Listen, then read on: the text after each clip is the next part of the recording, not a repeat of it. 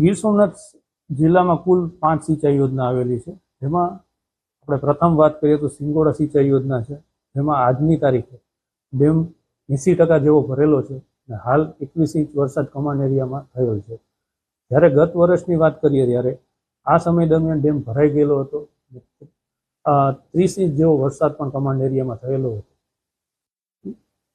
પછી આપણે વાત કરીએ રાવલ સિંચાઈ યોજનાની, જેની આજની હાલની સ્થિતિ 52% ડેમ ભરાયેલો છે અને 11 ઇંચ વરસાદ પડેલો છે.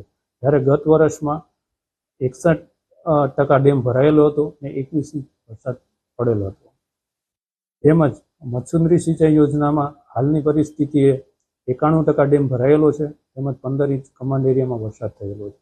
જ્યારે ગત વર્ષની સ્થિતિએ જોઈએ તો 98% ડેમ ભરાયેલો હતો અને 30 ઇંચ વરસાદ થયેલો. તેમજ હિરણ 2 સિંચાઈ યોજનામાં આ વર્ષ 65% ડેમ ભરાયેલો છે અને 14 ઇંચ કમાન્ડ એરિયામાં વરસાદ થયેલ છે. જ્યારે ગત વર્ષ 90% ડેમ ભરાયેલો હતો અને 34 ઇંચ વરસાદ થયેલો હતો.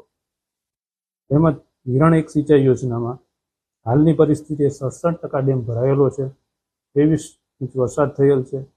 જ્યારે ગત વર્ષ 100% ડેમ ભરેલો હતો અને 41 ઇંચ વરસાદ થયેલો હતો.